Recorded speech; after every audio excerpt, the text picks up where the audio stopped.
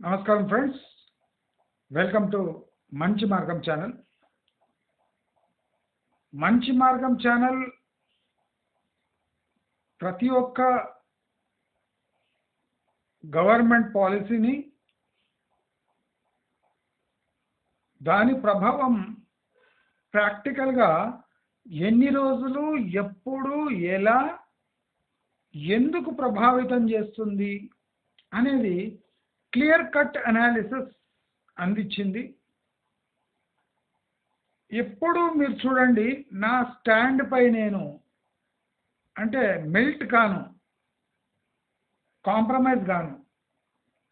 కొన్ని రోజులు వ్యతిరేక పరిస్థితులు ఏర్పడ్డా నా పట్టు నేను విడవను.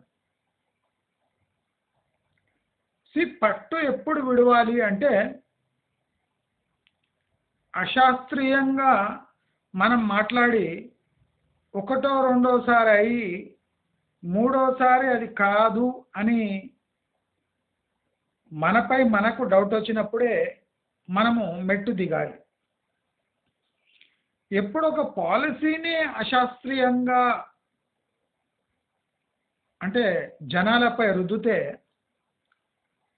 అది ఎంత సక్సెస్ అవుతుంది అనేది కొన్ని రోజులు లేదా ఏండ్లకు సంబంధించిన విషయం. మనము ఏదైనా ప్రాక్టికల్గా ఆలోచించాలి, చేయాలి. ఒక పెట్టుబడి అంటే చాలా మటుకు ఒక పెట్టుబడి ఒక్కసారి ఫలించడానికి అవకాశాలు ఎక్కువ ఉన్నాయి. అంటే ఒక 3-4 పెట్టుబడులు పెడితే ఒకటి ఫలిస్తుంది. కానీ మన తెలంగాణలో మనం గత 10 ఏళ్లుగా ఏం చూస్తున్నామంటే, మనం ఏం చేసినా అది ఫలిస్తుంది. Irrespective of practicality of the investment, everybody is thinking that whatever we do in terms of investment will fructify at any cost. అంటే ఎట్టి పరిస్థితిలో మనం చెత్తగా ఇన్వెస్ట్ చేసినా అది డబుల్ అయిపోతుంది. మన మాజీ ముఖ్యమంత్రి కేసీఆర్ అన్న మాటలే నాకు ఎప్పుడు గుర్తుకొస్తుంటాయి. హైదరాబాద్ 100 కిలోమీటర్ల వరకు ₹1,00,00,000 లేకుండా మనకి ఎకరం దొరకదు. ఎవడన్నా కొనాలంటే దాన్ని బయట పోయి కొనాలి అంతే.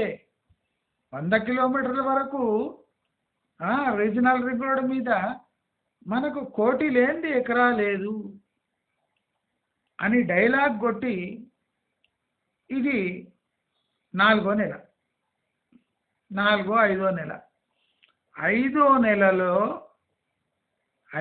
నెలలో ఇప్పుడు 100-150 కిలోమీటర్ల లోపు ఎకరా 8 లక్షలకు దిగొచ్చి. అంటే ఇప్పుడు హైదరాబాద్ నుంచి 100-150 కిలోమీటర్స్ లోపల ఉన్న ఏరియాస్లో 8 lakhs, 6 lakhs. ఇది ఎప్పుడు వచ్చింది తెలుసా? పిఆర్ అంటే తెలంగాణ రాకముందు ఏం రేట్లు ఉన్నాయో, అంటే తెలంగాణ వస్తుంది అన్న సిచ్యువేషన్లో ఏం రేట్లు ఉన్నాయో ఆ రేట్లు వితిన్ 5 months, 6 monthsలో దిగొచ్చేసి. చాలా మంది మతి భ్రమించి మాట్లాడుతుంటారు. రేట్లు పెరగడమే కానీ కిందికి వస్తాయా? రేట్లు ఎట్లా పెరిగినాయి? శాస్త్రీయంగా పెరిగినాయా? టెక్నికల్ పాయింట్స్ వల్ల పెరిగినాయా? కాదు, రిగ్గింగ్ వల్ల పెరిగినాయి, మాటల వల్ల పెరిగినాయి, అశాస్త్రీయమైన విధానాలు అవలంబించడం వల్ల పెరిగినాయి. అదెందుకు చెప్పరు? రేట్లు పెరుగుతాయి కానీ పడవట. దానికి ఎవిడెన్స్ ఎక్కడ ఉంది అంటే, లాస్ట్ 7-8 years, 5 years, 6 years చూడండి. అరే నీ ఏజ్ ఎంతరా? నీ ఏజే 50, 50లని ఎగ్జాంపుల్ ఇచ్చేది ఎంత? 5 ఏళ్ళు మాత్రమే. 5 ఏళ్లలో హెచ్ఎండిఏ పరిస్థితి ఏమైంది? ఇప్పుడు రెరా అప్రూవల్స్ ఏమైనాయి? లేఅవుట్ అప్రూవల్స్ పరిస్థితి ఏమి? ఫామ్ ల్యాండ్ ప్లాట్స్ కొన్న వాళ్ళ పరిస్థితి ఏమి? అగ్రికల్చర్ ల్యాండ్స్ రిగ్గింగ్ అయితే ఆ? ఇప్పుడు చాలామంది అంటే బుర్రలేని సన్నాసులు ఏవో కొన్ని డబ్బులు ఉన్నాయని పోగేసి ఆ? ఎకరాలు కొని ఎకరాలు ఫ్లిప్ చేసిండ్రు. అంటే ఒక 5-10 మంది కలిపి 2 ఎకరాలు కొని ఆ ఎకరా ఒక 50 లక్షలకు కొని ఇక కొన్న నెక్స్ట్ మంతే 60 లక్షలు అని పెట్టేసి అంటే ఎవడో ఒకడు వస్తాడు వచ్చి ఇక ఏ పోని 55కి ఇచ్చే అంటే ఇచ్చేస్తాడు. అంటే నెక్స్ట్ మంతే 8 లక్షల లాభం అంటే 10%. అయిపోయా 55 తీసుకునేది మళ్ళీ ఇంకెక్కడో కొనేది నెక్స్ట్ మంతే అమ్మడానికి పెట్టేసి అంటే వీళ్ళొక రిగ్గింగ్ చేసేది లక్ కలిసి వస్తుందని ఒక పిచ్చి ముదిరి తమకు తాము చాలా ఇంటెలిజెంట్గా ఫీల్ అయ్యారు. అంటే మాకు తెలివి తక్కువనా? అయ్యో పిచ్చోళ్ళు పంటలు వేస్తున్నారు. మనం వెళ్ళే జిల్లా కేంద్రం బయట పోయి 1 ఎకరం 2 ఎకరాలు కొనేది వాడు ఎంత అంటాడు? 40 అంటాడు. ఇచ్చేద్దాం. ఎందుకంటే బై నెక్స్ట్ 2-3 ఇయర్స్లో డబల్ అయిపోతుంది. 80 లక్షలు మనకి డబల్ అవుతుంది బై. మనకి నెక్స్ట్ మంత్ 5% 10% వస్తుంది. అంటే అదొక వ్యాపారంగా మారిపోయింది. తమ భూములు అమ్ముకొని ఆ భూముల డబ్బులు ఇలా ఫ్లిప్ చేయడం మొదలుపెట్టారు. అంటే ఈ రూరల్ డిస్ట్రిక్ట్స్లో డిస్ట్రిక్ట్ హెడ్ క్వార్టర్స్లో చాలామంది రియల్ ఎస్టేట్ వ్యాపారం చేస్తున్నామని బాగా గొప్పలు చెప్పుకున్నారు ఈ 3-4 ఇయర్స్. వాళ్ళ ప్రకారం ఏమంటే ఈ ట్రెండ్ కంటిన్యూస్ అవుతుంది, ఇంకా దీనికి చావు లేదు అనుకున్నారు. మనం ఈజీగా బతికేవచ్చు. ఇది మహబూబ్నగర్ మెంటాలిటీ. జనరల్లీ చెప్పేది మర్చిపోయాను. ఇలాంటి పనులు చేసేటోళ్ళు మ్యాక్సిమం మహబూబ్నగర్ జిల్లా వాళ్ళే ఉంటారు. ఎందుకంటే వాళ్ళకు ఎక్కువ స్ట్రెయిన్ తీసుకునేది వద్దు, ఫ్లిప్ చేస్తున్నారు. ఎవడో రావాలి, ఏం బాబు భూమి ఉందంట, ఉంది తీసుకుంటావా? నేను ఇస్తే ఈ రేటుకి ఇస్తా, ఎప్పుడు అని గొంగడ కప్పం పండుకోవాలి. ఎవడన్నా రావాలి, వచ్చి ఆ రేట్లో తీసుకోవాలి. ఇదే నా సక్సెస్ స్టోరీ అని చెప్పుకోవాలి. అంటే ప్రాక్టికల్ బుర్ర ఉండదు, కానీ ఒక 2 సార్లు సక్సెస్ కాగానే ఇదే బెస్ట్ ఫార్ములా, ఇదే పర్మనెంట్ ఫార్ములా అని కోకొల్ల జనాలు తమ భూములు అమ్ముకొని ప్రాపర్టీలు అమ్ముకొని ఇలా ల్యాండ్ ఫ్లిప్ చేసేది. ఇప్పుడు నాగర్ కర్నూలు జిల్లా అయిందంటే అక్కడ ఏం లేదు, ఒక 8-6 లక్షలు. తెలంగాణ రాకముందు 4 లక్షలే, అది 40-50 లక్షలు. ఎందుకంటే జిల్లా కేంద్రం అట. నాగర్ కర్నూలు ఏమన్నా జిల్లా కేంద్రమా? సరిగ్గా టిఫిన్ సెంటర్లు లేవాడు, హోటల్ లేవు. పోయి మహబూబ్నగరే జిల్లా కేంద్రం అయ్యే లాయక్ లేదు. హైదరాబాద్కి 100 కిలోమీటర్ల నుండి నేను పుట్టినప్పటి నుంచి వస్తున్నా. మహబూబ్నగర్ దరిద్రం అంతే. పందుల సంఖ్య పెరిగింది కానీ జిల్లా ఏమాత్రం డెవలప్ కాలేదు. మళ్ళీ అపార్ట్మెంట్లో స్టార్ట్ అయింది. మహబూబ్నగర్లో అపార్ట్మెంట్లు ఏంది?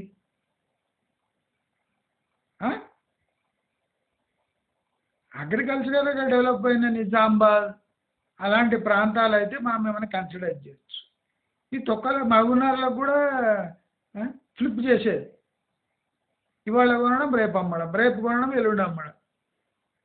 అంటే లక్కు కలిసి 2-3 సార్లు రాగానే ఇక వీడు విరవీగుతుంటాయి. అంటే పెరుగుతూనే ఉంటుందట, పెరుగుతుందే కానీ పడదట. ఎట్లా పడదురా? పడిందా లేదా? బొక్కలు ఇరిగినాయా? నేను చెప్తున్నా, ఇప్పుడు ఈ రియల్ ఎస్టేట్ ఫ్లిప్పింగ్ బిజినెస్లో 100 మంది ఎంటర్ అయిన వాళ్ళు నా ప్రకారం అట్లీస్ట్ ఒక 90 మెంబర్స్ ఇరుక్కున్నారు. 100-90% మంది ఇప్పుడు ఇరుక్కుపోయి ఉన్నారు. అందరూ 30 లక్షల పైనే ఎకరాల లెవెల్లో ఉన్నారు. ఇప్పుడు అది 8-12కి వచ్చేసింది. అంటే వీళ్ళు ఫెయిల్యూర్ రుచి చూడలే. అంటే బ్రెయినే లేదు ఈ కొడుకులకు, ఏ సైంటిఫిక్ బ్రెయిన్ లేదు, టెక్నికల్ లేదు, మ్యాథమెటిక్ స్కిల్స్ లేవు, అసలు ప్రాక్టికాలిటీ లేని సన్నాసులు, అంటే సన్నాసులే. ఆల్రెడీ హైదరాబాద్ రియల్ ఎస్టేట్లో కుప్ప కుప్పలు సన్నాసులు ఉన్నారు. ఈ సన్నాసులను చూసి ఆ రూరల్ ఏరియాస్లో కూడా కష్టపడే తత్వం విడిచిపెట్టి మొత్తం బ్రోకర్ దందా దిగింది. ఎవరో సిటీ వాడిని పట్టుకొచ్చేది, వాడికి ఆ భూములు అంటగట్టేది, వాడు అక్కడిక్కడ చూస్తుంటాడు, అమ్ముడుపోతే మళ్ళీ వీళ్ళే తీసుకునేది, దాన్ని ఫ్లిప్ చేసేది. అంటే ఈ బాగా అలవాటైపోయింది. అలవాటు చేసి చేసి చేసి చేసి సడన్గా గవర్నమెంట్ చేంజ్ అవుతుందని అనుకోలేదు. గవర్నమెంట్ మళ్ళీ వచ్చేది బీఆర్ఎస్ఏ అనుకొని ఈ 90% మంది ఫుల్ కొనేసిండ్రు. ఏ రేట్లు ఉంటే ఆ రేట్లో కొను. ఇప్పుడు ఒక పెద్ద చిప్ప పట్టుకొని తిరుగుతున్నారు. వీళ్ళ తెలివితేటేమో మొత్తం బట్టబయలైపోయింది. ఇప్పుడు షాద్నగరే, షాద్నగర్ గచ్చిబౌలి అంటారు మనిషి. ఇప్పుడు ఏమైంది షాద్నగర్? ఇప్పుడు ఏం చేస్తారు? రీజనల్ రింగ్ రోడ్ వస్తుంది. రీజనల్ రింగ్ రోడ్ వస్తే దాబాలు తప్ప దేనికి పనికిరాదు ఆ రింగ్ రోడ్. నేను ఇప్పుడే చెప్తున్నా, శాటిలైట్ టౌన్షిప్ నిర్మాణం కావడానికి 15 years ప్లస్ పడుతుంది. రాసి పెట్టుకోండి. మంచి మార్గం చెప్తుందంటే అది ఖచ్చితంగా తీరుతుంది. ఎవరైనా ఫ్లిప్ చేసేది ఉంటే ఇప్పుడు regional ring road, south regional ring road అవుతుంది కదా, అక్కడ ఫ్లిప్ చేసుకో. కానీ జాగ్రత్త, ప్రీమియం ల్యాండ్ తీసుకొని ఫ్లిప్ చేయడానికి పోయిందంటే మీరు మళ్ళీ ఇదే అధోగతి పడుతుంది. ఈ ఈ సన్నాసులకు అంటే టెక్నికల్ నాలెడ్జ్ అసలు లేదు. పోనీ ఎకనామిక్ సెన్స్ అన్న ఉందంటే ఏం లేదు. ఒక జీన్స్ ప్యాంటు టీ షర్ట్ వేసుకొని, లేదా ఒక ఖద్దరు బట్టలు వేసుకొని, ఒక బ్రేస్లెట్ వేసుకొని రోడ్డు మీద పడి మేము రియల్ ఎస్టేట్ బిజినెస్ చేస్తామని గొప్పలు చెప్పుకొని ఇవాళ చిత్కార పడ్డోళ్ళు కొలలు ఉన్నాయి.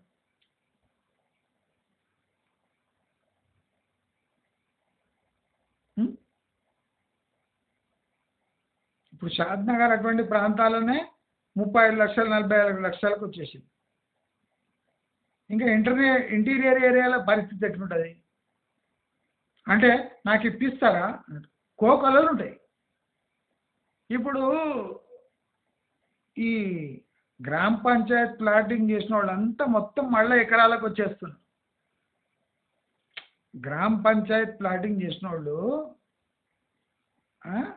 అంటే అమ్మేసినోడు పండగ చేసుకుంటుండు, అమ్మనోడు మళ్ళీ ఎకరాలలో కన్వర్ట్ చేసుకొని ఎకరాలే అమ్మడానికి రెడీ అయిపోయింది.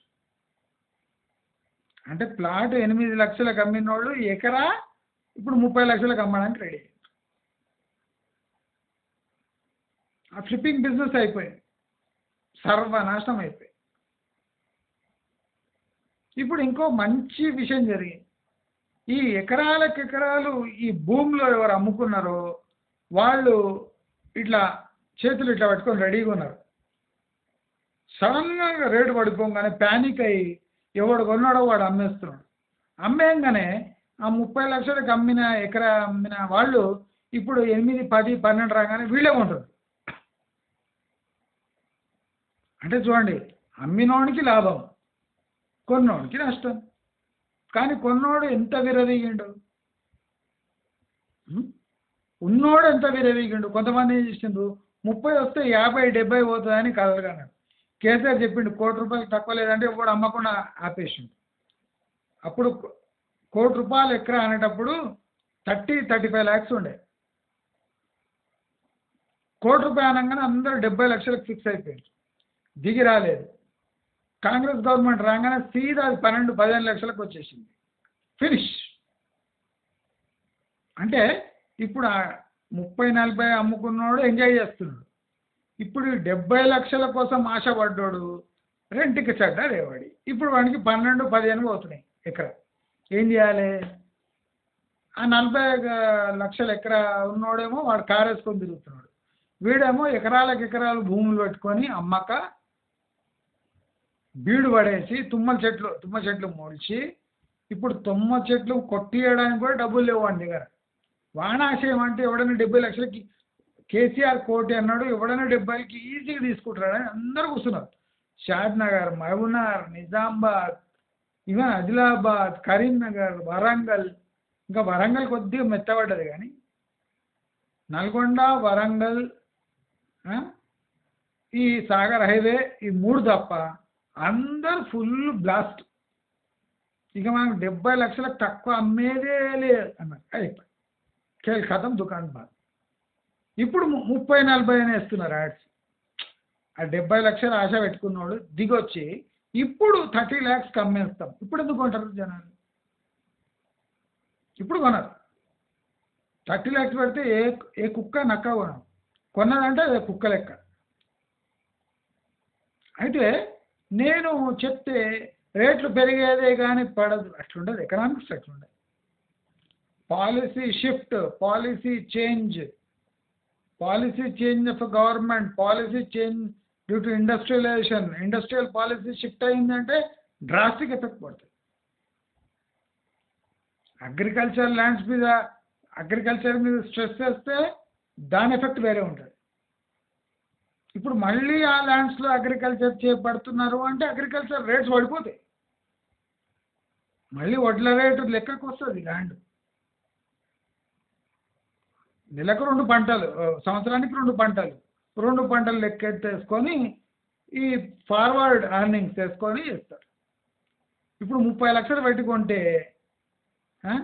సంవత్సరానికి ఎకరం మీద 40,000 కూడా రాదు. అలాంటి ల్యాండ్ 30 లక్షలు వేసుకుంటే 10 ఏళ్ళు పడుతుంది మన పైసలు మనకు రావడానికి. అలాంటి ల్యాండ్స్ ఇప్పుడు ఎవరు కొంటలేడు. చూసిందా? నేను మంచి మార్గం చెప్పినప్పుడు ఏం పడదు జంగ్లీగాండి మొత్తం నా ముఖం చూపినట్రా మీరు అంత వచ్చి. నాకు ఎంత సంతోషం అవుతుందంటే ఇటు ఎడ్డిగాళ్ళు కొంతమంది అయితే కార్లలో తిరుగుతున్నారు. ఎడ్డే లక్కు తిరిగి ఆ ఎడ్డిగాళ్ళు మొత్తం ఇరుక్కున్నారు. ఎడ్యుకేటెడ్ పర్సన్కి ఇల్లిటరేట్ ఈడియట్స్కి డిఫరెన్స్ ఇదేమిటి? ఎప్పుడు టెక్నికల్ గ్రౌండ్స్ మీద మనం మాట్లాడతామో అందరు నవ్వుతారు. ఎందుకంటే అన్యాచురల్ థింగ్స్ జరుగుతున్నాయి కదా. ఇవాళ కొంటే 3 ఏళ్ళకి డబ్బులు, అదే అలవాటు అయిపోయింది. మనం చెప్పినాం అనుకోండి కాదండి అట్లా కాదంటే మన మీద నవ్వుతారు. ఇప్పుడు అన్ని రంధ్రాలు మూసుకొని ముఖం చాటేస్తూ తిరుగుతున్నారు. ఎందుకంటే వాళ్ళ పార్టీ అయిపోయింది. మస్తు పార్టీ చేసుకుంటారు 4-5 years. ఇంకా అదే కంటిన్యూ అవుతాయని ఫుల్ బాటలు గీటలు అని తెచ్చి చికెన్ ముక్కలు అని తెచ్చి పెట్టుకుంటారు. కానీ సడన్గా ఫ్లిప్ అయిపోయి ఇప్పుడు వాళ్ళని ఆదుకునేటాడు ఎవడు? ఇవ్వలే. ఇంటోళ్ళు కూడా చెప్పు తీసుకొని పోతారు. పని పాట లేక ల్యాండ్లు అక్కడిక్కడ చేసుకొని తిరిగి ఒక్క దెబ్బల మొత్తం సర్వనాశనం చేస్తూ కదా దరిద్రుడు అని తిడుతుంటారు. ఇంట్లో ఉంటే తిడతారని ఇప్పుడు బయట రోడ్ల మీద తిరుగుతుంటారు. ఇది ఈ రియల్ ఎస్టేట్ వ్యాపారం అంటే అతి తెలివి ప్రదర్శించే వాళ్ళ పరిస్థితి. నేను మంచి మార్గం ద్వారా ఎప్పుడో చెప్పిన ఒరే జిల్లా కేంద్రాలే స్వార్థంతో అంటే ఆల్రెడీ ఎవడు కొన్నాడో అక్కడ డిక్లేర్ చేయించింది జిల్లా కేంద్రాలు. సైంటిఫిక్ ఏం స్టడీ చేయలే. నాగర్ కర్నూలు ఏముందని అది జిల్లా.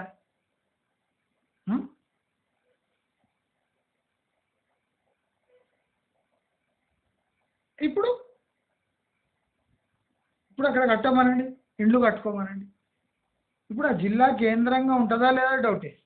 ఎన్ని జిల్లాలు లాస్ట్కి మిగులుతాయి డౌటే. ఆ జిల్లాల డెవలప్మెంట్ ఎంత అవుతుంది డౌటే.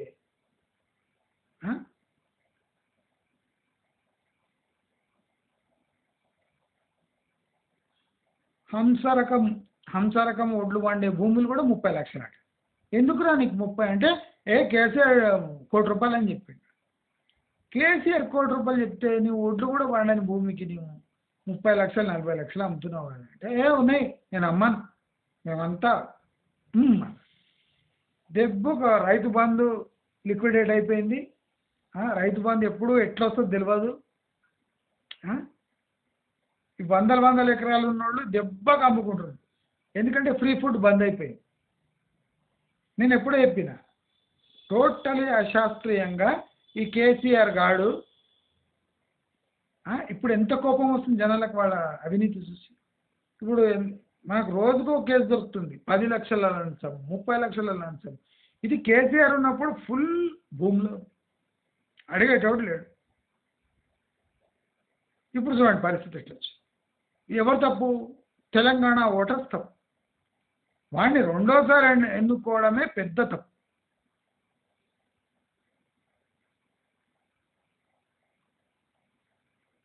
ఇప్పుడు ఎవరు ఎన్నుకోపోయినరు? దళాలీలు, అంటే డీలర్స్, ఫ్లిప్ చేసేటోళ్ళు.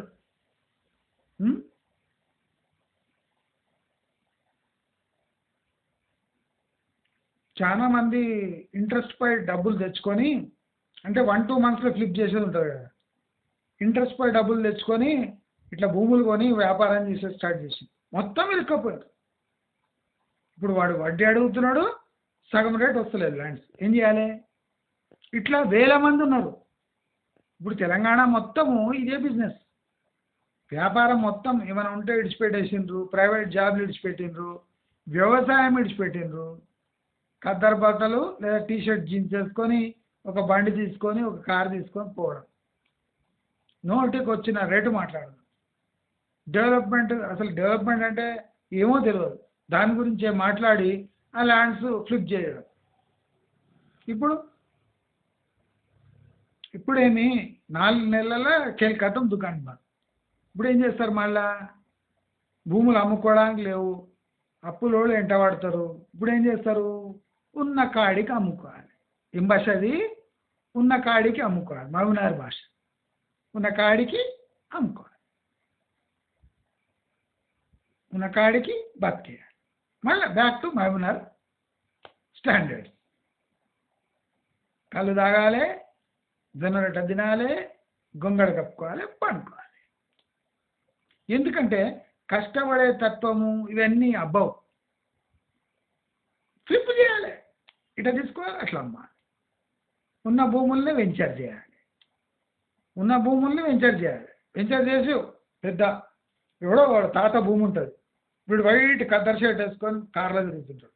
మనం అనుకుంటాం అబ్బా ఏం డెవలప్ అయిపోయి. ఏం డెవలప్ కాదు, వాడు తాత సంపాదించిన భూమిని దాన్ని లేఅవుట్లు చేసి అమ్ముకొని కద్దర్ షర్ట్ వేసుకొని తిరుగుతుంది. అంతే వాడిని కొద్దిగా గెలకండి, జీకే గురించి జనరల్ నాలెడ్జ్ ఏం. అంటే ఇదంతా ఒక రకమైన ఆశీర్వాదం వల్ల పుట్టిన జనాలు ఇవన్నీ. అంటే టెంపరీగా మహారాజులు వీళ్ళంతా. ఈ విషయంని మంచి మార్గం ఎప్పుడో చెప్పింది, జాగ్రత్తగా ఉండండి. జిల్లా కేంద్రాలు అశాస్త్రీయంగా తయారు చేసిండ్రు, ఎప్పుడైనా కూలొచ్చు. నేను చెప్పినా లేదా మీరు చూడండి, నా పాత వీడియోస్ అన్నీ క్లియర్గా చెప్పినాను. అట్లే జరుగుతుంది. నాకెంతో సంతోషం. ఇప్పుడు నేను చెప్పింది ఫాలో అయ్యి ఎంతోమంది ఆ బిజినెస్లో ఎంటర్ కాని వాళ్ళు లక్షలు బిల్లు ఇచ్చుకున్నారా లేదా కదా?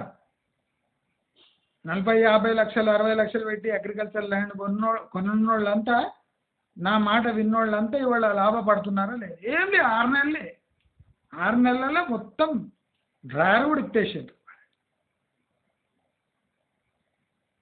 మొత్తం చింది వేసింది వాడు డ్రైవర్ని. మొత్తం బట్టలు తిరుగుతారు బరబత్త. ఇట్లా ఆకులు అలమలు అన్నీ పెట్టుకున్నారు అక్కడ. నా మాట విన్నోడు అంతే బతు. ఇప్పుడు హై రైజర్స్ కూడా అదే బతు. ఇప్పుడు నేనే ఉంటా కదా, ఇప్పుడు 6 నెలలు సంవత్సరంలో హై రైజ్ కట్టిన వాళ్ళ బతుకు చూడండి ఎంత సర్వనాశనం అయిపోతుంది. నా శాపం వాళ్ళకు. ఎవరెవరు హై రైజర్స్లో కొన్నారో మొత్తం విలవిలలాడుతుంటారు. అది నేను కళ్ళారా చూసి ఆనందించాలి. నేను చెప్తున్నా అంటే శాస్త్రీయంగా చెప్తా, ఎకనామిక్స్ ఒక సబ్జెక్ట్ పరంగా చెప్తా, మార్కెట్ థియరీ ప్రకారంగా చెప్తా. ఎవడైనా ఇన్నాడు మిగిలించుకుంటాడు, ఎవడైనా లేదు కుక్క సాగు చేస్తాడు. మన కళ్ళ ముందే చూస్తున్నాం. ఇప్పుడు ఒక్కొక్కటి ప్రూవ్ చేసుకుంటూ వస్తున్నాం. నా పొలిటికల్ న్యూస్ 100% కరెక్ట్ ఉంది. మొన్నటి వరకు 98 అని చెప్పిన, ఇప్పుడు 100%. మీరు చూసుకోండి ఇప్పుడు జరుగుతున్న పొలిటికల్ పరిణామాలు. నా 7 నెలల వీడియోలు చూసుకోండి మీరు, పాలిటిక్స్ మీద కరెక్టా కాదా. నేను ఇవన్నీ నాగేశ్వరలాగా ఎప్పటికప్పుడు న్యూస్ చదవను. ఒక 6 నెలలు 3 నెలలు ముందే చెప్పేస్తాను. రిస్క్ ఎంత ఉంది, నా రెప్యుటేషన్ ఫుల్ రిస్క్లో పడుతుంది. కానీ దేవుని దయ వల్ల నేనేమేమి చెప్తున్నానో అదే నా ఛానల్ మెల్లగా పెరుగుతుంది. దయచేసి నా ఛానల్, నా మాట కన్నా విలువ ఇవ్వండి. దయచేసి నా ఛానల్ని సస్టైన్ కావడానికి ఫైనాన్షియల్గా మీరు డొనేట్ చేయండి. మీకు ఏ నష్టం లేదు. నేను అడుగుతున్నా అంటే దానికి బాగా రీజన్ ఉంది. నా ఛానల్ సస్టైన్ కావడానికి ఎవరెవరు లాభపడ్డారో వాళ్ళు మీ తోచింది ఇచ్చుకోండి. మీరు డిసిషన్ తీసుకుంటారు, నా వీడియో చూసి క్యాన్సిల్ చేసిండ్రు, నా మీద కాన్ఫిడెన్స్తో క్యాన్సిల్ చేసుకుంటారు. అట్లీస్ట్ ఒక 1,00,000 రూపాయలు లాభపడితే ఓ 100 రూపాయలు ఇవ్వండి. మీకు 1,00,000 లాభం అయిందనుకోండి, మీరు అవాయిడ్ చేసిండ్రు. 70 లక్షల ఫ్లాట్ తీసుకోలే, 700 ఇవ్వండి. 70 లక్షల ఫ్లాట్ తీసుకోలేదా అండి, 700 ఇవ్వండి. మీకు ఆ బ్రోకర్ ఫీజు కూడా మిగిలిందా? పోయినాను ఖర్చులన్నీ మిగిలినాయి. పోనీ పెట్రోల్ డబ్బులు అని ఇవ్వండి. చాలా మంది ఇట్లా అడుక్కోవద్దు మీరు అంటారు. ఎందుకు అడగవద్దు? నేను చెప్పింది కరెక్ట్ అవుతుంది కదా. ఇప్పుడు నేను ఏ రోజు వేణుస్వామిని అయిపోతానో ఆ రోజు ఇవ్వకండి. ఇప్పుడు నేను చెప్తున్న విషయాలు కళ్ళ ముందు ప్రూఫ్ చూపిస్తున్నా. నేనేం మామూలు శాల్తిని కాదు. ఇంకా నేను చెప్తున్నాను, నా దగ్గర మస్తు మెటీరియల్ ఉంది. ఎవడు పైసలు ఇస్తలేడు, ఏం చేస్తలేడు. నేను ఇన్ని కరెక్ట్ చెప్పినానా? మరి సంతోషపడాలనా లేదా? మీరు ఇప్పుడు కూడా చెప్తున్నా, రేట్లు ఎక్కడ పడిపోతున్నావు చూడండి, ఎక్కండి. మరి నేను అంతా అన్నీ కలిపి నోట్లో పెట్టాను. నా దగ్గర ఫుల్ డేటా ఉంది. జిల్లా కేంద్రాలలో ఇప్పుడు సడన్ డ్రాస్టిక్ ఫాల్ 40% ఉంది ల్యాండ్ ప్రైజెస్. 40% తక్కువ అంచనా వేయకండి. మేకపోతు గాంభీర్యం ఇంకా ప్రదర్శిస్తుంది అక్కడ. అంటే మధ్యలో వచ్చి కొన్నాళ్ళు ఉంటారు కదా, వాళ్ళు అంత ఈజీగా ఇడుస్తారా? మనకి మొత్తం ఇది వెళ్ళింటుంది కింద, కడుక్కోవడానికి నీళ్ళు కూడా ఉండవు వానికి. ఆ పరిస్థితి ఉంటుంది, ఎండిపోతుంటుంది. ఏం చేయాలి? మేకపోతు గాంభీర్యం ప్రదర్శించాలి. ఏం లేదు అనాలి. మొత్తం కాలి బొగ్గ ఉంటుంది కింద. ఒక్కసారి చూపించమనండి, బాబు నీ ముఖం కాదు కొద్దిగా కింద తీసి చూపిస్తావా? మొత్తం కింద బొగ్గు నల్లగా విడదలాడుతుంది. ఆయన పైన స్మైల్ పెట్టింటాడు. ఎందుకంటే ఆయన ఇగో ఒప్పుకోదు. అశాస్త్రీయంగా కొన్నాము అని ఒప్పుకోరు. మంచి మార్గం నిజం చెప్పిండు ఒప్పుకోరు. ఇప్పుడు శ్రీశైలం మీద నేను చెప్తే అందరు నవ్వింది. ఫస్ట్ ఒకటే నవ్వులు, బాబా నువ్వు వీడికి తెలియదు, వాడికి తెలియదు, వీడు అవలేగాడు, వీడికి డబ్బులు లేవు అందుకోసం ఇట్లా అంటున్నాడు, వీడు ప్లాట్ కొన్న ముఖమేనా ఏమో అన్నాడు. శ్రీశైలం అక్కడ ఫార్మాసిటీ క్యాన్సల్ కాగానే పెండల చెప్పు తీసుకొని కొట్టినట్టు అయింది కోట్ల. మొత్తం బంద్. కొన్ని యూట్యూబ్ ఛానల్సే బంద్ కావడానికి వచ్చేసి. అయినా నేను విరవీగలేదు. ఏమన్నా పైసలు ఏమన్నా విరవీగితే నాకేమొస్తుంది? నాకు ఏ సైకలాజికల్ సంతోషం వద్దు, మానిటరీ సంతోషం కావాలి. ఎందుకు అంటే నేను ఇదే కష్టం. నేనే ఒక ఏజెంట్గా తయారై ఒక 2 ఫ్లాట్లు అమ్మితే నాకు ఆ పైసలు. నాకు ఈ ముదనష్టపు ప్రైజెస్లా జనాలను ఇరికించడం ఏమాత్రం ఇష్టం లేదు. ఇప్పుడు నేను కూడా బ్రోకర్, సింపుల్గా బ్రోకర్ అయిపోవచ్చు. ఈ బ్రోకర్ల కన్నా నా దగ్గర 1000 రేట్ల డేటా ఉంది, 1000 టైమ్స్. ఇప్పుడు మీ దగ్గర రియల్ భూమిలో వాళ్ళు వస్తారు చూడండి, వాళ్ళకన్నా 100 టైమ్స్ ఎక్కువ డేటా నా దగ్గర ఉంది, విత్ ప్రూఫ్స్ ఉంది. వాళ్ళు ఉంటేనే ఎక్కడ పెరుగుతుందంటే ఈ ఫిలిం డైరెక్టర్స్ ఎక్కడ ఉంటున్నారంటే ఈ పొలిటీషియన్స్ చూపు అంతా అటువైపే. ఇటువంటివి నేను థంబ్నెయిల్స్ వేయను, సింపుల్గా చెప్తా. అట్లా అలోక ఇది ఇట్లా అవుతుంది, ఇట్లే అవుతుంది, ఇట్లే అవుతుంది, ఇట్లే అవుతుంది.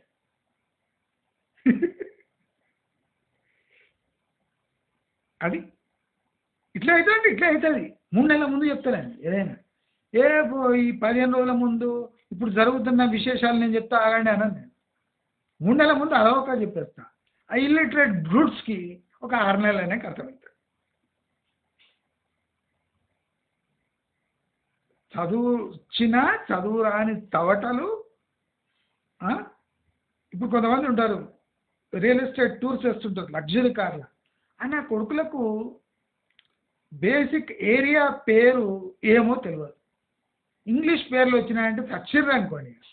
ఎందుకంటే మన అశ్లీలత అంతా బయటపడిపోతుంది. అట్లాగైతే లేదు కదా. నేను ప్రాపర్ ఎడ్యుకేటెడ్, కొన్ని టర్మ్స్ కూడా నేను ఆలోచించి మాట్లాడతాను. ఏ సబ్జెక్ట్లో నాకు ప్రావీణ్యం లేదో ఆ సబ్జెక్ట్ టచ్ చేయండి. నేను ఆల్రెడీ చెప్పిన రియల్ ఎస్టేట్లో నాకు ఓన్లీ 5% తెలుసు. ఎవడని చెప్తాడు అట్లా? నిజంగా నాకు రియల్ ఎస్టేట్లో 5% తెలుసు. కానీ ఆ 5% ఈ 95% బేకార్ ఇన్ఫర్మేషన్ తీసుకొని ఏం చేస్తారు? నా దగ్గర ఉన్న 5% ఇన్ఫర్మేషన్ అల్టిమేట్ ఉంటుంది. ఇన్నోడికి ఇనసొప్పుగా ఉంటుంది. అంటే ఇప్పుడు ఉండదు, ఒక 2 నెలలు దాటంగానే ఎత్తుకుతుంటాడు. ఏ ఛానల్ అది, ఏదో ఛానల్ చెప్పిండే చూడవాడు. వాడు నిజంగా మనం నమ్మకపోతే ఫస్ట్ వాడు చెప్పినప్పుడు అంతే పిచ్చోడ్లా ఉన్నాడు వాడు. అన్ని నెగిటివ్ చెప్తాడు, ఎప్పుడు ఏడుస్తుంటాడు. కానీ కరెక్ట్ అయింది. వాత పడంగానే మొత్తం క్రీమ్లు ఎత్తుకుతుంటాడు. ఎక్కడుంది క్రీము అప్పుడు ఆ క్రీమ్ ఎత్తి పడేసినట్టు వాడు. నాకు ఆ కాన్ఫిడెన్స్ బాగుంది. కొనిపించే కన్నా కొనేటోళ్ళని ఆపి వాళ్ళని ఆదుకోవడంలో ఉన్న మజానే వేరే. ఇప్పుడు ఎక్కడ చూసినా ఏజెంట్లైనా అంత కొనిపించేటోళ్ళే. కొనకుండా ఆపేటోడు ఎవడన్నాడా? ఎవ్వడు లేడు, నేనే. అంటే ఎంత మజా ఉంటుంది చూడండి. వేల మంది లక్షల మంది ఏజెంట్లు అట. హైదరాబాద్ మొత్తం రియల్ ఎస్టేట్ ఏజెంట్లే. దాంట్లో వద్దనేటోడు ఎవడు? నేనే. మొత్తం వాడు ఫస్ట్ పర్సన్ ఎవరు? నేనే. ట్రెండ్ సెట్ చేసింది ఎవరు? నేనే. ఆ ఆనందం ఎట్లుంటుంది? పైసలు ఎక్కువ వారైతే తక్కువ వచ్చినా పర్వాలేదు, ఇవ్వడు ఇవ్వకపోయినా పర్వాలేదు. తిండి గుడ్డకి ఏం లేదు. ఇప్పుడు టైం వేస్ట్ అవుతుంది నాది, దానికి పైసలు అడుగుతున్నాను. ఇప్పుడు నేను చెప్పిన సమాచారం కరెక్ట్ ఉందా లేదా? దాని ప్రకారం మీకు పైసలు వేయండి, పోయేదేముంది మీకు. ఇప్పుడు మీరు ఒక వెంచర్ దగ్గర పోతారు, లేదా ఎక్కడో పోతారు, పైసలు పెట్టాలన్నా లేదా అని ఆలోచించడానికి పోయి చూస్తారు. కార్ పైసలు, పెట్రోల్ పైసలు ఖర్చు కావు. నేను కానీ అది కూడా ఆనిస్తలేను కదా. ఇంకా మంచి మంచి చెప్పొచ్చు, నేను మొన్న చెప్పలే. చెప్తే నీతివంతంగా లేరు జనాలు. నా దగ్గర నేర్చుకొని నాకే నీతులు చెప్తారు. అందుకోసం నేను కొద్దిగా కూల్గా ఉన్నా. లేకపోతే మిమ్మల్ని అందరినీ మంచిగా ఆదుకొని కమిషన్లు తీసుకునే టైప్ నేను. కానీ వద్దు, ఫస్ట్ చూద్దాం అసలు ఈ మంచి మార్గంలో వీళ్ళంతా ఏం ఉద్ధరిస్తారో చూద్దాం అని ఆగిన. తప్పేముంది? నేను ఉత్తపోతూ గాలి మాటలు చెప్తాడు, పక్కా ఇన్ఫర్మేషన్ ఇస్తా. ఏదైనా తీసుకున్నాడు, డబ్బులు ఉన్నాడు, తీసుకున్నాడు మంచిగా అవుతాడు. తీసుకోనోడు ఎక్కడ వద్దని చెప్తా అక్కడ తీసుకోనోడు ఉద్ధరింపబడతాడు. డబ్బులు బ్యాంకులో కళకళలాడుతుంది. అప్పుడు నాకు కూడా సంతోషం వేస్తుంది. అరే వీళ్ళనే ఆదుకున్నా నేను అని ఒక సంతోషం. ఇప్పుడు హై రైజర్స్ వద్దని చెప్పిన, 111 తీసుకోమని చెప్పిన, వెస్ట్ హైదరాబాద్లో ₹1 పెట్టకని చెప్పిన, శ్రీశైలం హైవేపై తీసుకోవద్దని చెప్పిన, వరంగల్ హైవే టోటలీ అవాయిడ్ చేయమని చెప్పిన, నార్త్ హైదరాబాద్ డెవలప్ కాదని చెప్పిన, ఎందుకు అని కూడా రీజన్ ఇచ్చిన. అంటే ప్రాపర్ గైడెన్స్ ఉంటుంది నాకు. ఖచ్చితంగా మా మాట నేను ఇంకా వెనక తిరిగి చూడాను. ఒక్కసారి రికార్డ్ చేసిన వీడియో అంటే ఫినిష్. ఇట్లా జెన్యున్ ఇన్ఫర్మేషన్ ఇచ్చేటోళ్ళు యూట్యూబ్లో ఎత్తుకండి పోండి. ఇంకా అన్ని నావి కాపీ కొడుతారు. ఎందుకంటే నడుస్తలేవు ఛానల్స్, ఏం చేయాలి? కొంటే ప్రమాదమే. ఇన్ని రోజులు ఏంలేమ్మా, ఇన్ని రోజులేమో భజన చేస్తుంది, ఇప్పుడు యూట్యూబ్ ఛానల్ నడుస్తలేదు. అప్పుడు కొంటే ప్రమాదాలు, మొన్నటి వరకు లేని ప్రమాదాలు ఇప్పుడు స్టార్ట్ అయినాయి. మొన్నటి వరకు లేని రేరా అప్రూవల్ ప్రమాదాలు ఇప్పుడు స్టార్ట్ అయినాయి. ఎందుకైనాయి? ఎందుకంటే బేసిక్ కామన్ సెన్స్ లేదు కొట్లేదు. అందరు చూపు అటువైపోయి ఇప్పుడు 3 నెలల్లో ఎక్కడ కొనాలి తెలుసా? ఈ రాబోయే రోజుల్లో మీరు కోటీశ్వరులే. అది కోట్లు వద్దు, ఉన్న పైసలకు ప్రాపర్ ఇంట్రెస్ట్ వస్తుంది. నేను అదే చేసేది. ఇప్పుడు నేను డొనేషన్ అడుగుతున్నా. నేను ఎందుకు అడుగుతున్నా? నాకు అయ్యే అంటే టైం వేస్ట్. ఆ టైం వేస్ట్ నాకు టైం వేస్ట్ అనిపించదు. ఏవో వస్తున్నాయి పైసలు, మన ఛానల్ని మంచిగా చూద్దాం, ఇంకా మంచిగా చేయొచ్చు, పోయి బీభత్సం సృష్టించవచ్చు. రెరాకు నేను కంప్లైంట్ చేయడం స్టార్ట్ చేస్తున్నానంటే ఇంకా బీభత్సం ఉంటుంది.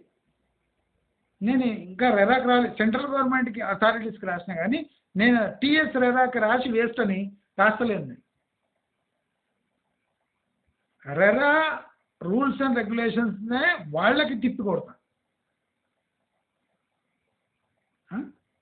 ఇన్వెస్టర్స్ ఫారం అని తీయొచ్చు. ఇవన్నీ టైం వేస్ట్ పనులు. ఇప్పుడు దీనికే దిక్కులేదు. ఇప్పుడు నియర్లీ 10,000 సబ్స్క్రైబర్స్ తయారు. నేను చెప్పేది కరెక్టా కాదా? ఇప్పుడు అగ్రికల్చర్ ల్యాండ్ ప్రైస్ అంతా 40% పడిపోయింది. నేను ఇది 3-4 మంత్స్ బ్యాక్ చెప్పాను. అంటే ఈ గవర్నమెంట్ రాకముందు చెప్పిన, ఎలక్షన్ కన్నా ముందు చెప్పిన, ఎలక్షన్కి 2 నెలల ముందు చెప్పిన, 3 నెలల ముందు చెప్పిన పడిపోతాయి అంటే నవీన్ దీనికి ఏం తెలియదు, ఎక్కడుంది చూపి అంటాడు. ఎప్పుడు అవలగాడు చూపి ఏంది, నేను చూసే లోపలే పడిపోతున్నాయి. నేను ఏజెంట్ నీకు చూపిస్తా, పోయి ఎత్తుక్కోవాలి. పోయి నేను చెప్పినా కదా అక్కడ పోయి ఎత్తుక్కో, గ్యారంటీతో నీ దగ్గర టాలెంట్ ఉంటే. చూపించి బొట్టు పెట్టి మంగళారతేసి నీకు ల్యాండ్ చూపిస్తాను. నేను ఎన్ని ఇస్తున్నావు? ఏం లేదు, అంటే క్వశ్చన్స్. నేను నమ్మకు, సబ్స్క్రైబ్ చేసుకోకు, నీ వీడియోస్ పెద్దగా ఉంటాయి చూడకు, నా వీడియోస్ పెద్దగా ఉంటాయి చూడకు.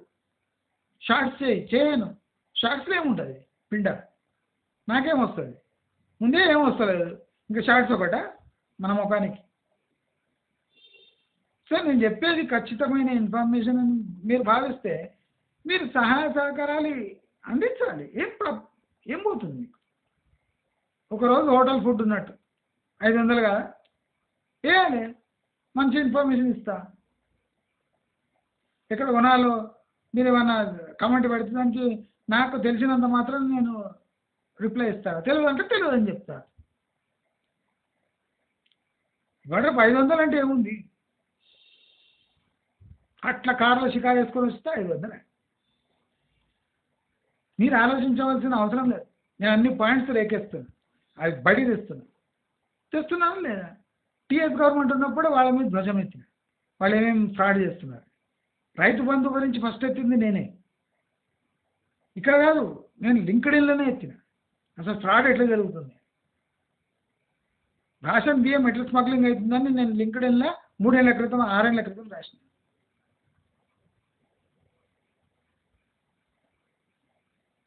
మరి అంటే నేను ఏదైనా ఒక పథకం ప్రకారం చేస్తా. చాలా మందికి ఇరిటేషన్ అయిపోతుంది అప్పటికి. అరే వీడు ఏం చేస్తుడు, ఇంత లేట్ చేస్తాడు, ఇంత మెల్లగా మాట్లాడతాడు.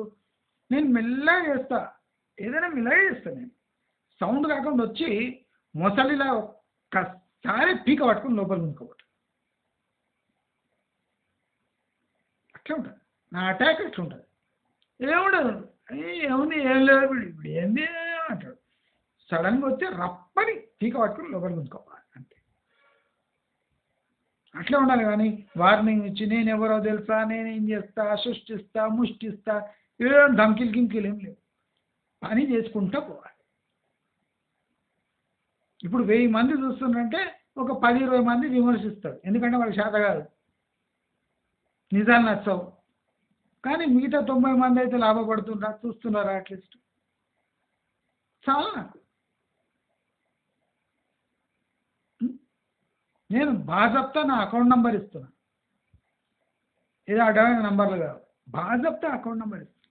నేను బాజప్తా అడుగుతున్నా, నేను చెప్పిన ఇన్ఫర్మేషన్ జెన్యున్. ఎవరెవరో ఇప్పుడు నాకెట్లా తెలుస్తుంది మీరు లాభపడుతుందండి? తెలియదు, ఏం తెలియదు. కానీ అడ్డి మార్గుడ్డి దెబ్బ. లాభపడుతుంటే మీకు నచ్చినట్టయితే మీకు ఒక సినిమా చూస్తారు. ఏ బాహుబలి ఆ బలి ఏం చెప్తుంది మీకు? మీరు నా వీడియో చూస్తే కొద్దిగా లాభపడతారు. 500 టికెట్ తీసుకున్నాను అనుకోండి, ఇయ్యండి, ఏం కాదు. ఫ్యూచర్లో నా ఛానల్ ఎట్లా టర్న్ అవుతుంది చూడండి. టైం పడుతుంది. ఎందుకంటే ప్రతి ఒక్క పని నేనే చేయాలి. ఇది కాకుండా నాకు వేరే ప్రొఫెషన్స్ ఇవి ఉన్నాయి,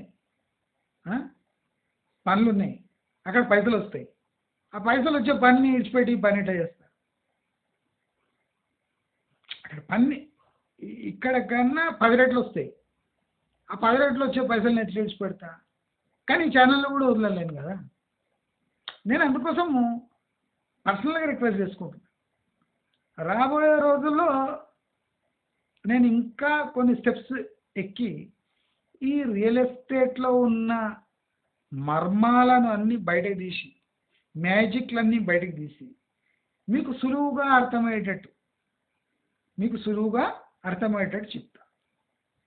మీరే చూద్దురు. కానీ మీకు నా వీడియోస్ నచ్చినట్టయితే లైక్, షేర్, సబ్స్క్రైబ్ చేసుకోండి. తప్పకుండా నా ఫైనాన్షియల్గా నా ఛానల్ని ఆదుకోండి అని కాన్ఫిడెంట్గా చెప్తూ, రాబోయే రోజుల్లో ఖచ్చితమైన సమాచారంతో ఇంకా మంచి మంచి వీడియోస్తో మంచి మార్గం ముందుకు వెళుతూనే ఉంటుంది మీ సహకారంతో. నమస్కారం.